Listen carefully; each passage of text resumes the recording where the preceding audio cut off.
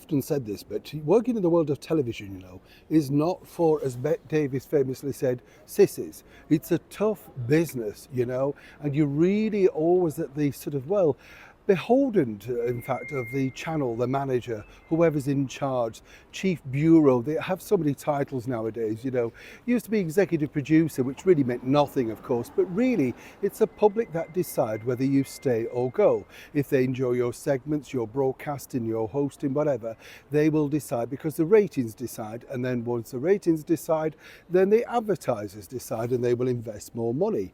This is the problem now really facing two of the biggest broadcasters, one over here in the United Kingdom and one over in America.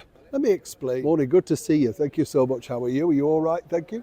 Now, listen, as you know, one of the biggest broadcasters, if not the most successful recently, is of course in America, ABC. Worked for them too. Strange company, I'll just leave it there.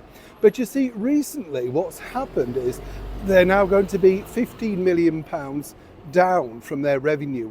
£15 million. This is all because of their anchor, George Stephanopoulos, I think, is that how you pronounce his name? Well, he's the main cheese. I've met George, an interesting character to say the least. One of these people that forgets. He just reads the autocue, smiles a lot and seemingly thinks he's there to change the world. There's a lot of those people inside the world of broadcasting. And I would say in their defence, yes, you need a bit of an ego to be able to face the camera and know that millions of people around the world are going to be looking at you and face it with integrity. But this is the problem, you see, according to that particular story, in which the incoming president-elect, the 47th president of the United States, Donald J. Trump, has just won this £15 million defamation, court case, whatever. It could have gone to court, but they decided to settle out of court. Now, of course, behind the scenes, what's happening is this. George is a valued member of the ABC family. No, we're very much sticking by him, all that sort of stuff. Two things are going to happen here, let me tell you. Either he will be removed, right? One way or another, they'll either find an early retirement plan, or indeed he'll be shifted off somewhere else into obscurity, or lots of people behind the scenes will suddenly find in the new year that their jobs are cut to make sure that the £50 million money that they've now had to pay out through whoever's discrepancy, George's, the producer, the executive producer, is now met. That's how television works. Watch that story and just see if I'm proven right. You'll see quite a few redundancies from ABC in the new year. Won't be enough to get that money back, but then again, apparently George is part of the family. Over here, somebody that's allegedly part of the family on Sky News is none other than the breakfast TV show doyen, Kay Burley. Now, it's been announced that apparently she's stepping down after 5 years of hosting Kay Burley at breakfast to, well, we're not quite sure. Now, here's the deal. Again, what I can tell you is that the breakfast show on Sky News barely rates. It's not one of those interesting things. And they decided recently to put her with a lot of new people around her to try and invigorate the program, the format.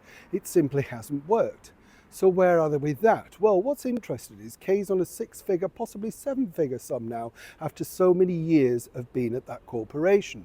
And more importantly, at 64, coming up 65 years old, some might suggest she could even be pensioned off. Now, as yet, they're not saying whether she's going to be doing specials, moving to another slot, but it boils down to one thing, ratings and money again. And the true story is Sky News are losing a lot of money. And when you're paid six and seven figure sums, if you're not bringing in the advertising, you're not bringing in the viewers, they ask the question, well, why do we need you? And it comes to literally every single person that works in the news or broadcasting game, whether it be presenting or indeed, a quiz show. Suddenly they decide to refresh. This isn't a personal attack, this is just how television works. Kay, of course, will be very well off and no doubt can do a book and all of those sort of things.